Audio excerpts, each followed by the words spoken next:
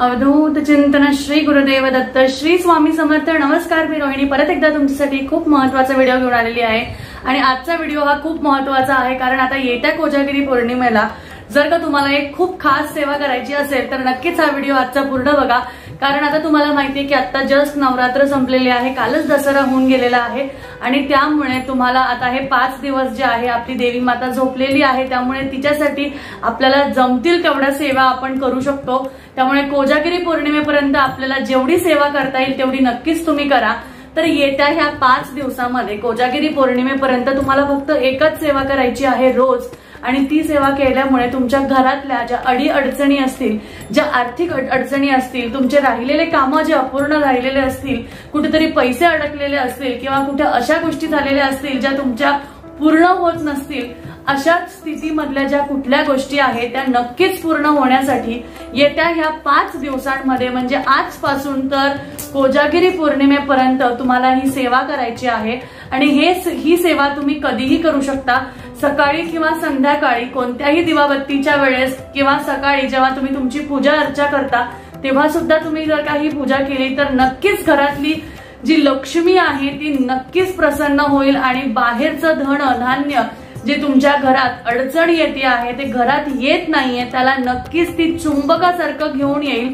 नक्कीच त्याची तुम्हाला काळजी करण्याची सुद्धा गरज पडणार नाही। जर का ही एकच गोष्ट तुम्ही हे 5 दिवस कंटिन्यू केली तर नक्कीच तुम्हाला त्याचा फायदा होईल। कुठे ना कुठे तुम्हाला त्याची तुम्हाला म्हणजे आपण म्हणतो नक्की एक शंका किंवा अशा गोष्टी असतात त्या सुद्धा तुमच्या पूर्ण होतील। त्या कोणत्याही गोष्टी असू द्या त्या नक्कीच तुमच्या या 5 दिवसांमध्ये पूर्ण होतील आणि तुम्हाला त्याचे बदल घडलेले दिसतील।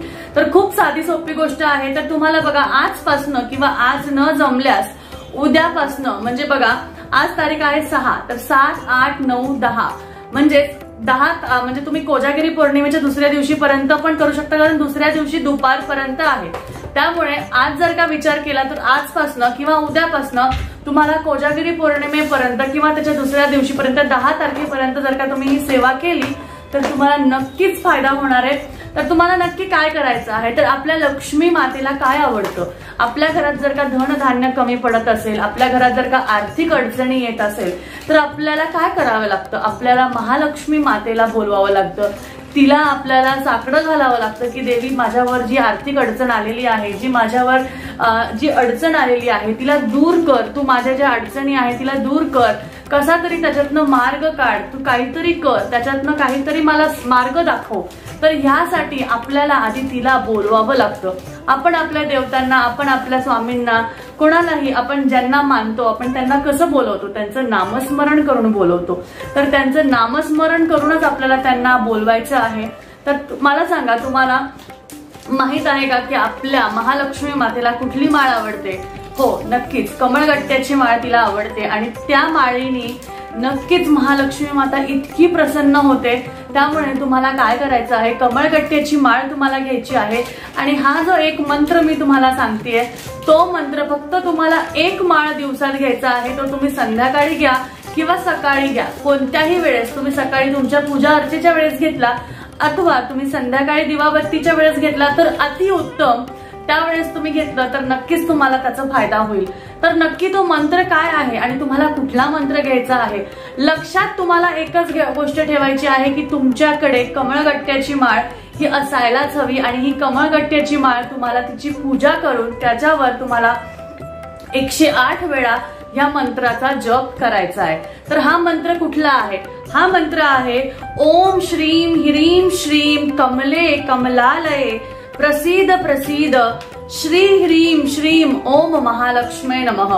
मी तुम्हाला इथे लिहून देतेय, तुम्ही ते बघू शकता आणि त्यानुसार तुम्ही कुठेतरी लिहून घ्या आणि ते तुम्ही नक्कीच त्याचं तुम्ही उच्चार करू शकता आणि ती माळ तुम्ही 108 वेळा तुम्हाला ते म्हणायचं आहे। मी परत एकदा तुम्हाला तो मंत्र सांगते, ओम श्रीम ह्रीम श्रीम कमले कमलालये प्रसीद प्रसीद श्री ह्रीम श्रीम श्री ह्रीम श्री ओम महालक्ष्मी नमः। परत एकदा बोलते, ओम श्रीम ह्रीम श्रीम कमले कमलालये प्रसीद प्रसीद श्री ह्रीम श्रीम ओम महालक्ष्मी नमः। खूप सोपा मंत्र आहे, बघून बघून तुम्ही जरी केला तरीही काही हरकत नाहीये।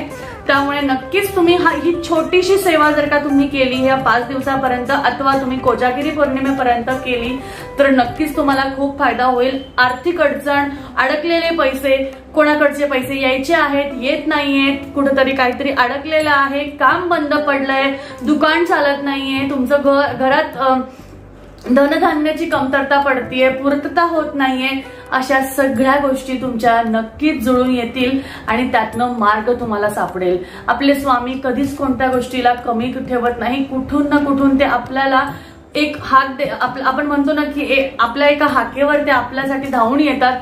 तसंच महालक्ष्मी माताला सुद्धा आपल्याला कमळगट्ट्याच्या माळेद्वारा, त्या माळाद्वारा तिला चुंबकेसारखं आपल्या घरी तिला बोलवायचं आहे आणि तिची मनोभावे सेवा करायची आहे. आणि त्यानंतर आपण तिची मनोभावे पूजा केल्यानंतर तिला प्रार्थना करायची आहे की माझी ही अडचण आहे ही लवकरात लवकर तू सॉल्व्ह करून दे, ह्याच्यावर तू काहीतरी मार्ग दाखव आणि त्यानुसार तुमच्या लवकरात लवकर ही गोष्ट तुम्हाला झाल्याशिवाय राहणार नाही.